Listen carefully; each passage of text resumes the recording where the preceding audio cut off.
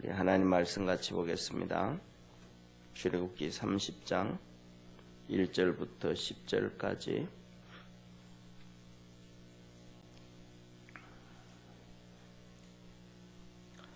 오늘 출애굽기 30장 1절부터 10절까지는 이 분향단의 이거 말씀을 하고 계신 겁니다. 이 분향단, 이 분향단은 우리 그 성전에 보면 바로 여기 이렇게 보면 오른쪽이 성소고 왼쪽이 지성소인데 저 왼쪽에 보이는 게 그 커튼 뒤에 있는 게 법궤입니다. 그리고 제사장 앞에 놓여져 있는 것이 저게 분향단입니다. 저것을 말씀을 해주고 계신 겁니다. 한번 같이 성경 교독하도록 하겠습니다. 너는 분향할 단을 만들지니 곧 조각목으로 만들되 장이 1규빗, 광이 1규빗으로 네모 반듯하고 고는 2규빗으로 하며 그 뿔을 그것과 연하게 하고 단 상면과 전후 좌우면과 뿔을 정금으로 싸고 주위에 금테를 두를지며 금테 아래 양편에 금고리 둘을 만들되 곧 그 양편에 만들지니 이는 단을 매는 채를 꿰을 곳이며 그 채를 조각목으로 만들고 금으로 싸고 그 단을 전거궤 위 속죄소 맞은편 곧 전거궤 앞에 있는 장 밖에 두라. 그 속죄소는 내가 너와 만날 곳이며 아론이 아침마다 그 위에 향기로운 향을 사르되 등불을 정리할 때 살을 찌며 또 저녁 때 등불을 켤 때에 살을 찌니 이 향은 너희가 대대로 여호와 앞에 끊지 못할지며 너희는 그 위에 다른 향을 사르지 말며 번제나 소제를 드리지 말며 전제 술을 붓지 말며 아론이 1년 1차씩 이 향단 뿔을 위하여 속죄하되 속죄제의 필요 1년 1차씩 대대로 속죄할지니라. 이 단은 여호와께 지극히 거룩하니라. 아멘. 아멘. 여기에서 보면 이렇게 말씀을 하셔요. 1절에 첫째로는 조각목으로 만들어라. 하나님께서 성전을 할 때 법궤를 만들어도 그렇고 전부 다 조각목으로 만들라 그래요. 그리고 두 번째로는 금으로 싸라 그랬는데 좀 여기에서 보시는 것처럼 이 성소와 관련되어진 것은 전부 금으로 싸고 그리고 나머지 바깥에 있는 것들은 이렇게 동으로 싸게 하는 만들게 하셨던 그런 모습을 보여줍니다. 그래서 그리고 이 크기는 여기서 보면 2절에 장이 1규빗, 광이 1규빗, 네모 반듯하고 그러니까 길이와 넓이가 거의 50cm씩 네모 반듯하게 만들고 고는 높이는 2규빗으로 하라. 높이는 거의 한 1m 정도의 높이로 하고 그 뿔을 그것과 연하게 붙여라 이 말이에요. 저 사방에 있는 네 군데 기타리에 있는 뿔을 저렇게 다 붙여라 그렇게 말씀하셨어요. 그리고 단 상면과 전후 좌우면과 뿔이 정금으로 싸고 저걸 그냥 이렇게 금으로 이렇게 페인트 칠하듯이 그렇게 하지 말고 금을 다 이렇게 싸라는 거예요. 그래서 좀 전에 말씀드렸던 것처럼 이 성전에 사용되어져 있는 이 금들을 전부 다 계산하면 거의 금이 한 200kg 정도, 1톤이 넘어갈 정도의 금이 성전을 사용할 때 금이 들었다 그래요. 그리고 그 다음에 그 제사장이 지난번에 봤던 것처럼 에봇에 보석이 12개 붙어 있고 그 다음에 어깨 견대에도 2개 붙어 있고 이렇게 다 하는데 어떤 신학자들은 저 성전을 짓는데 거의 지금 오늘날 돈으로 그러니까 광야 성전을 얘기하는 거예요. 솔로몬 성전 얘기하는 게 아니고 광야 저 성막을 만드는데 거의 한 60억에서 65억 정도 들었다. 그런 얘기를 해요. 그런데 그때 시대마다 조금씩 또 달라집니다. 왜냐하면 금값이 들쑥날쑥 하잖아요. 그런데 그때 얘기할 때의 금 한 돈 값이 거의 한 7, 8만 원 정도 할 때 그 얘기를 한 것 같아요. 예, 그러니까 금 한 돈이 7, 8만 원 할 때 거의 성막을 지을 때 한 60억에서 65억 정도 든다 그랬으니까 또 그것이 금값이 뭐 20만 원, 30만 원 되어지면 4배 이상으로 또 올라가겠죠. 예, 하여튼 그래서 저기에서 성소에 들어간 금만 해도 거의 한 1톤이 넘는 한 1kg 한 1200, 1300kg다 그런 얘기를 하는데 정확한 건 잘 모르겠습니다. 자, 그래서 이 앞에 있는 이 향단을 말씀을 하는데 높이가 1m 정도 되게 하고 그 다음에 뿔을 만들고 금태를 둘러라 그렇게 얘기를 하셔요. 예, 그리고 4절에 보면 금고리를 만들고 저 오른쪽에 있죠. 그리고 왼쪽에도 그리고 채를 만들어라. 저 채도 똑같이 조각목으로 만들고 금으로 싸라 그럽니다. 그리고 6절을 한번 같이 보시죠. 6절 같이 한번 읽습니다. 그 단을 이 향단이에요. 이 단을 같이 읽습니다. 그 단을 증거계 위 속죄소 맞은편 곧 증거계 앞에 있는 장 밖에 두라. 속죄소는 내가 그와 만날 곳이며 그랬습니다. 그래서 이걸 위치를 저기에다 두라는 거예요. 그러니까 여기서 보면 6절에 증거계 곧 속죄소 증거계는 우리가 얘기하는 법계라고 하잖아요. 법계 밑에 이렇게 네모 반듯한 상자를 거기에다가 십계명을 집어넣은 것을 법계라 그래요. 언약계라 그래요. 일반적으로는 다 보통 들어서 얘기하지만 그리고 그 뚜껑을 속죄소라 그래요. 그 뚜껑은 두 그룹 천사가 날개를 펴고 마주보고 있는데 그 그룹 천사는 항상 하나님의 영광을 드러내고 하나님의 임재를 얘기를 했단 말이에요. 그 뚜껑을 속죄소라 그래요. 그래서 여기서 보면 증거계 위 속죄소 맞은편 저걸 통틀어서 다 얘기하는 거예요. 속법계 속죄소 그 맞은편 그러니까 저 휘장 바깥을 얘기하는 거예요. 휘장 바깥 저 맞은편 곧 증거계 앞 장 밖에 두라. 장 그러니까 휘장 바깥에 저기에다 둬라 그렇게 말씀을 하시는 거예요. 그런데 왜 그러냐 하면 저기 법계가 있는 곳에는 대제사장들 그 다음에 대제사장들 그리고 제사장들 전부 다 저 법계가 있는 곳에는 못 들어가요. 법계가 있는 곳에는 1년에 한 번 들어가는데 제사장들은 저기 들어와서 항상 기도하고 그렇게 해요. 그런데 오늘 여기에서 본문의 말씀을 보면 이렇게 말씀하잖아요. 속죄소는 내가 너와 만날 곳이며 다시 말하면 저 앞에 속죄소에는 대제사장도 1년에 한 번밖에 하나님 앞에 못 들어가요. 제사장은 못 들어가요.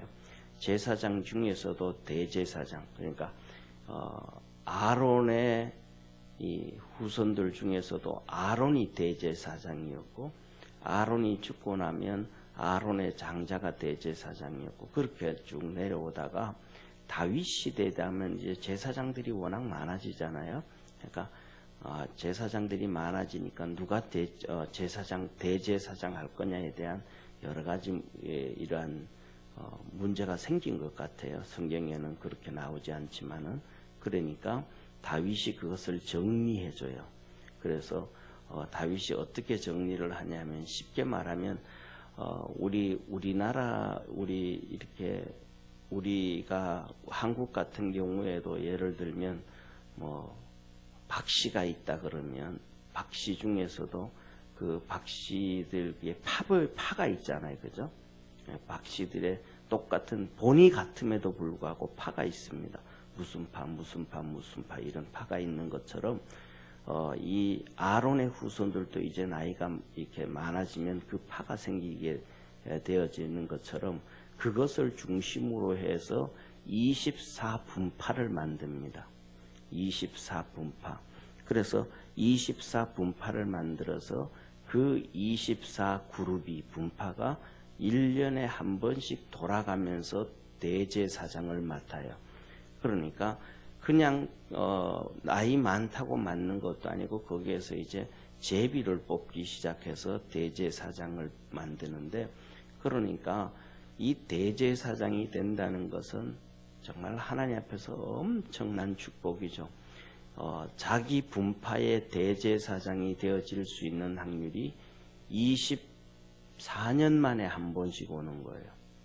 그러니까 쉽게 말하면 20살의 제사장이 된다 그래도 20살의 제사장직을 감당한다 그래도 자기 때의 제사장직을 이렇게 뽑히지 못하면 평생 2번밖에 기회가 거의 안 오는 거잖아요. 24년이니까 2번만 지나가면 50년이 되니까. 그러니까 그때 자기 분파의 제사장이 되어질 수 있다라는 것은 하나님 앞에서 정말로 선별되고 특별된 사람이에요.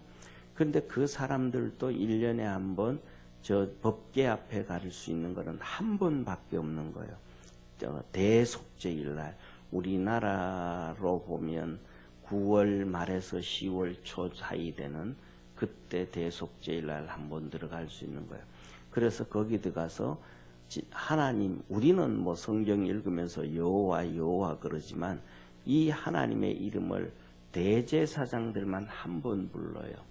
이스라엘 백성들은 성경을 읽으면서도 그 여호와라는 글씨가 어떻게 발음을 하는지를 몰라요. 그냥 하나님의 이름은 이렇게 쓰는 거구나, 이걸로 끝나요. 왜냐하면 하나님의 이름을 부를 수 없다는 것은 모음이 없어서 자음만 써놓기 때문에 이게 어떻게 읽는 줄을 모르는 거야.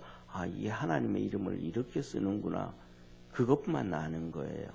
그래서 대제사장들이 대제사장에게 그 다음에 한 번씩 그 이름을, 하나님 이름을 부르는 것을 알려줘요. 전수해줘요. 그래서 1년에 한 번 대속죄소에 가서 하나님의 이름을 부르고 하나님 앞에 복을 받고 또 이스라엘에게 복을 받고 그 이스라엘에게 하나님이 축복해 주는 말씀을 들고 이 대제사장이 나와서 대속죄일날 이스라엘 백성 전체를 향하여 하나님의 축복을 선언해줘요. 그런데 그 대제사장이 저기 한 번 1년에 들어가는데 이 매일마다 쉽게 말하면 모세는 그냥 저 법궤 앞에 수시로 들어가는 거예요. 모세는 저 법궤 앞에. 그래서 두 가지를 말씀해줘요. 성경에 보면 뭐를 얘기해 주냐면 모세는 나와 함께 대면하여 얘기한 사람이라. 어떤 선지자도 그 전 선지자도 그 후에도 그런 사람이 없었다. 창세기 보면 아브라함도 선지자로 하나님이 표현해 주거든요. 아브라함이 선지자라. 그래서 아브라함이 그 아내 사라를 바벨론 블레셋에 아비멜렉한테 이렇게 줬을 때도 그렇고, 그 다음에 바로한테 빼앗겼을 때도 그렇고, 하나님이 그들에게 나타나서 하는 말씀이 너 선지자의 아내에 손대지 말라, 이렇게 말씀하죠. 아브라함이 선지자라 그래요. 그럼에도 불구하고 하나님을 대면하여 볼 수 있는 사람은 오직 모세밖에 없었다, 그렇게 말씀하셔요. 그것은 첫째로는 여기 성소에 들어가서 언제든지 하나님을 만날 수 있었던 것이었고, 그 다음에 두 번째로는 이 시내산에서 하나님께서 이 성막을 짓게 할 때에 천국을 보여주시고, 천국에 있는 하나님의 나라에 있는 하나님의 성전, 하나님의 성전을 보여주시고, 그것을 보면서 모형으로 이렇게 만들어라 하면서 자세하게 말씀해 주신 것을 놓고, 두 가지를 놓고 하나님은 대면하여 봤다, 그렇게 말씀하셔요. 그래서 너는 나와 함께 매일 이 법궤 와서 보는데 그 향단은 저기다가 두라, 그 커튼 제일 앞에 바로 거기다 두라, 그렇게 말씀을 하셔요. 그러면서 7절에 뭐라고 말씀하냐면 7절 8절에 아론이, 이것은 대제사장이가 얘기하는 거예요. 대제사장 아론이 아침과 저녁에 등불을 정리할 때, 저기 보면 촛대 있잖아요, 그죠? 7 촛대가 있는데 그 촛대를 등불이라 그래요. 그 촛대에 와서 이제 촛대 불을 켜는데, 그 촛대 불을 이렇게 점검을 해야 되잖아요. 촛대를 켜면 이렇게 뭐라 그럴까, 기름을 항상 체크하고, 똑같이 이렇게 촛대에 불을 켜도 기름이 빨리 이렇게 타는 경우도 있고 적게 타는 경우도 있잖아요. 그래서 이것을 아침 저녁으로 체크를 하면서 등불을 관리해야 되는데, 이 등불을 아침 저녁으로 와서 정리하고 이렇게 확인할 때마다 저게 이렇게 향로에 와서 향단에 와서 하나님 앞에 향기로운 그 향단을 불을 펴라 그래요. 그래서 거기다가 이제 그것을 하나님은 향기로운 향이라 그럽니다. 향기로운 향.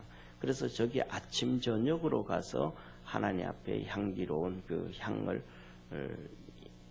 기름을 이렇게 태웁니다. 그래서 우리가 잘 아는 것처럼 뭡니까? 저걸 이렇게 잘 보면 우리 성도님들은 뭐 점집이라든지 무당집이라든지 이런데 안 가서 그렇지만은 텔레비에 나오는 거 있잖아요, 그죠? 무당집, 점집에 가면 항상 향을 피웁니다. 제가 똑같아요. 그리고 항상 촛불을 켜놓고요. 그리고 거의 대부분 저쪽에 오른쪽에 있는 떡상 있잖아요. 이스라엘 12지파를 상징하고 하나님 그들을 먹이신다는 떡상이 있는데, 거의 그 점집이나 무당집에 가면 이 떡을 항상 이렇게 차려놓고, 요새는 좀 가짜로 차려놓고 이렇게 모양으로만 해놓고, 꼭지 성전에 나오는 하나님의 모양하고 그 흉내를 이 사단이, 귀신들이 거의 똑같이 내는 것을 보게 됩니다. 그래서 저 촛대에 와서 아침 저녁으로 점검할 때 그렇게 향을 펴라, 그렇게 말씀하고, 이것은 항상 해야 된다. 어떤 날, 뭐 비 오는 날, 낮이 굳은 날, 뭐 이때는 안 하고, 그게 아니고 항상 그렇게 해야 된다라고 말합니다. 그리고 9절에 보면 이 향단에 이 향을 사를 때도 하나님께서 항상 정해준 것, 그거 하나로 해야 되고, 그 다음에 번제와 소제를, 이것이 너무 이 향단이 거룩한 거니까 이것을 위해서는 번제와 소제를 드리지 말고, 전제에 술을 붓지 말고, 전제할 때 포도주로 붓는 거라 그랬잖아요. 그러한 제사는 드리지 말고 1년에 한 번 이 속죄제를 드려라, 그렇게 말씀하셔요. 그러면서 이렇게 10절의 끝에 가서 이렇게 말합니다. 이 단은 여호와께 지극히 거룩하니라 그럽니다. 그러면 이 향단의 이 향이 무엇을 의미하는지 우리가 계시록에 하나님께서 잘 말씀해 주고 있습니다. 우리 성경책 계시록을 한번 보도록 하겠습니다. 계시록 8장을 한번 보겠습니다.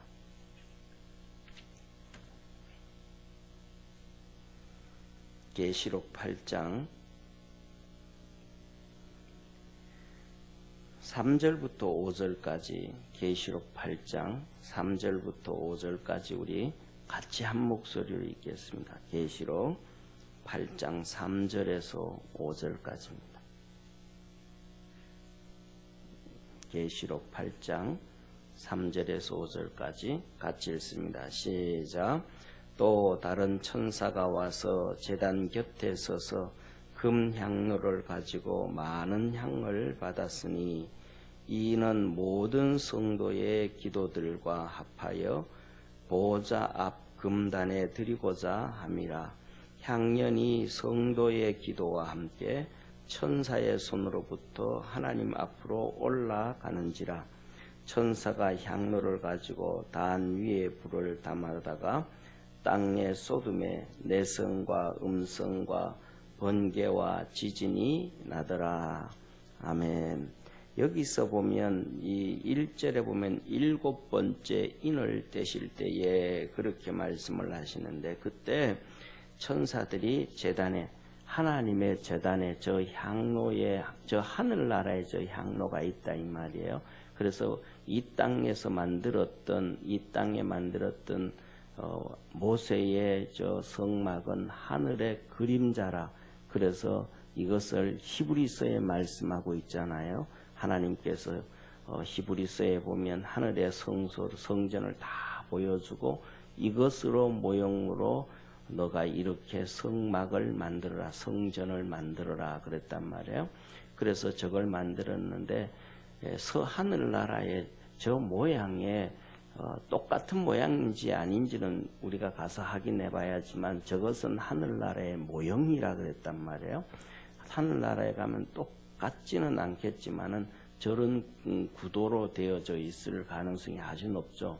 그런데 그 향로에 천사가, 저기 지금 제사장이 가서 향로에 불을 피우고 그러는데 천사가 저기 와서 금대접에다가 금글에다가 이 향로 향기를 담아서 가져가는데 그것이 바로 여기에서 나오는 것을 보면 3절에 모든 성도들의 기도들과 합하여 하면 여기 모든 성도들의 기도라는 거예요. 그래서 그것을 가지고 이 천사가 하나님 앞에 금단에 드리고자 함이라. 하나님 앞에 가져가는 거예요. 그랬더니 4절에 향연이 그래서 그 향의 연기가 성도들의 기도와 함께 천사의 손으로부터 하나님 앞으로 올라가는지라. 성도들의 기도를 가지고 천사가 금향로에 담아서 하나님 앞에 가져갔더니 5절에 보니까 내성과 음성과 번개와 지진이 나더라. 하나님이 성도들의 기도에 응답을 해주셨다라는 거예요. 그래서 하나님께서 여기에서도 아침 저녁으로 쉬지 말고 끊이지 말고 이 제사장 아론이 그것을 담당해라 라고 얘기하면서 여기에서 내가 만나고 응답해 주겠다 약속을 하신 것입니다.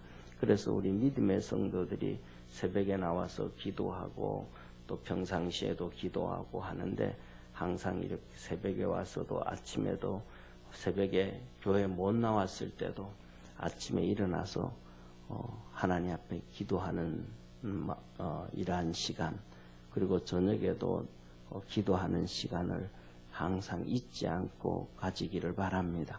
그리고 더 나아가서 우리들의 그 기도가 하나님 앞에서 하늘나라에서 얼마나 귀하게 여겨지냐 하면 저 성전 앞에서 하나님이 다른 것보다가 제일 앞에, 그 앞에 놔뒀어요. 하나님 존전 앞에, 이 휘장 앞에, 제일 앞에 저 향단이 그 앞에 제일 가까이에 있는 거예요. 성도들의 기도에 항상 하나님께서 귀를 기울이시고 그렇게 함께 하신다라는 걸 기억하고, 그 다음에 두 번째로는 그런 얘기를 해요. 무슨 얘기를 하냐면 예수님께서 이 땅에 오셔서 첫 기적을 행하실 때가 성경에 보면 요한복음 2장의 가나 혼인잔치에서 얘기하는데, 그때 예수님께서 그 종들에게 말씀하시기를 그 돌 항아리에 물을 아구까지 채워라, 그렇게 말씀을 해줘요. 그랬더니 그 종들이 6개의 돌 항아리가 있는데 아구까지 채웠더라. 그러니까 다 채웠더니 그때 주님이 또 하시는 말씀이 떠서 연회장에 갖다 줘라, 그렇게 말씀합니다. 그래서 그것을 보고 오늘 많은 신학자들이 하는 얘기가 우리의 기도도 아구까지 채워져야 된다, 그런 말씀을 해요.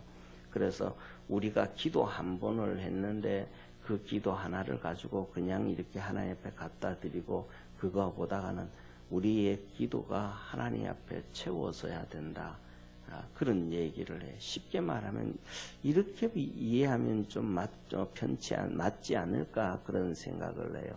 예, 상을 이렇게 식탁을 차려가지고 상을 하나 이렇게 옮길 때도 예를 들면 한 상을 차려서 옮기게 되잖아요, 그죠?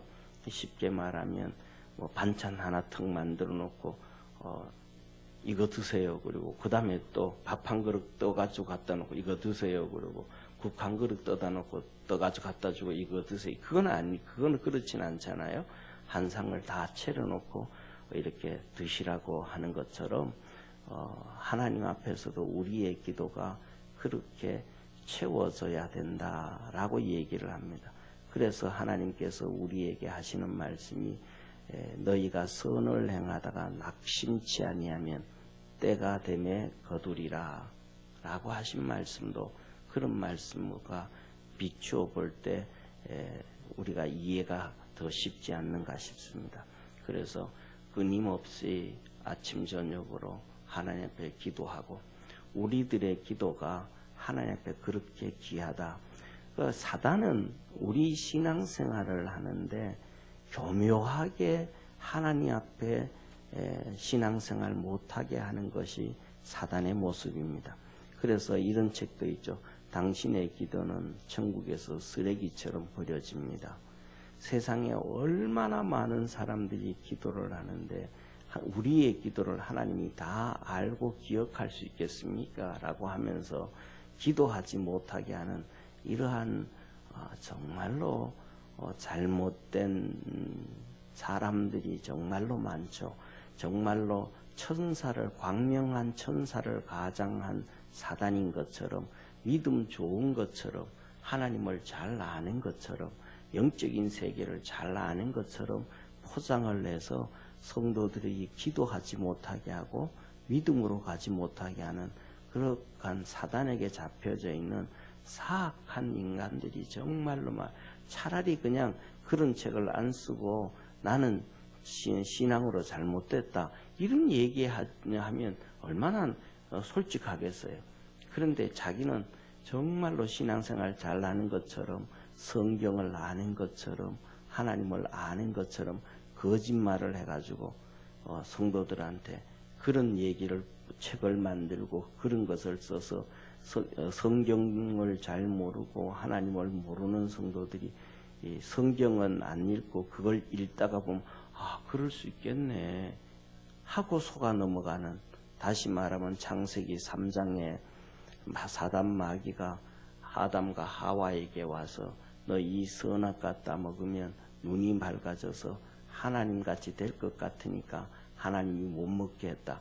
그 거짓말을 해서 아담과 하와를 타락시켰듯이 오늘도 사단 마귀는 그런 일들을 너무너무 자행을 하고 거기에 속아서 넘어가고 죄짓고 결국은 믿음의 길을 가지 아니하는 그런 사람들도 정말로 많다는 것을 기억하고 믿음 안에서 하나님의 말씀만이 우리 성도들의 기준과 표대가 되어지기를 주의 이름으로 축원합니다. 그래서 아침마다 또 저녁마다 때때마다 하나님 앞에 기도할 때 하나님께서 우리 믿음의 성도들에게 응답해 주시고 놀라운 역사로 함께 하시기를 주의 이름으로 축원합니다. 기도드리겠습니다. 전능하신 하나님 아버지, 하나님께서 우리 성도들의 기도가 얼마나 귀한지 하나님 존전 제일 앞에 그 향단을 두라고 합니다. 그리고 그것을 아침 저녁으로 확인하고 하나님이 받으시는 향기로운 향이라고 하셨습니다. 우리 성도들이 부르짖는 그 기도, 간구하는 그 애통함, 어떤 데는 가슴 쓰리면서 부르짖는 그 기도가 하나님의 심장을 움직이고 하나님의 보좌를 흔들고, 그래서 하나님은 그 기도에 응답해 주시고 성도들이 하나님 앞에 부르는 찬양과 찬송이 향기로운 향이요 기뻐하는 것이라 하였습니다. 기도하며 찬양하며 주 앞에 설 때에 믿음으로 승리할 수 있게 하시고 주님의 도움을 얻게 하옵시고, 낙심하거나 또 아버지 하나님 기도하다가 쉬거나 그러지 않도록 도와주시고 끝까지 하나님 앞에 멋있게 설 수 있는 복된 성도들 되게 하옵소서. 하나님이 기뻐하는 믿음의 삶을 살아가고 아침 저녁 수시로 기도할 때 하나님 도와주시고 응답하여 주시고 성령님을 통하여 또한 믿음의 확신도 더하여 주시옵소서. 기도를 통하여 우리 믿음의 성도들의 주님과 동행하고 하나님의 거룩한 역사 이루는 복된 성도들 되게 하옵시고, 오늘 하루도 주 안에서 주님과 동행하는 축복의 하루 되게 하옵소서. 구원하신 예수님의 이름으로 기도드립니다. 아멘. 하늘에 계신 우리 아버지여, 이름이 거룩히 여김을 받으시오며 나라의 임하옵시며 뜻이 하늘에서 이룬 것 같이 땅에서도 이루어지리이다. 오늘날 우리에게 일용할 양식을 주옵시고 우리가 우리에게 죄진 자를 사하여 준 것 같이 우리 죄를 사하여 주옵시고 우리를 시험에 들게 하지 마옵시며 다만 악에서 구하옵소서. 대개 나라와 권세와 영광이 아버지께 영원히 싸움나이다. 아멘.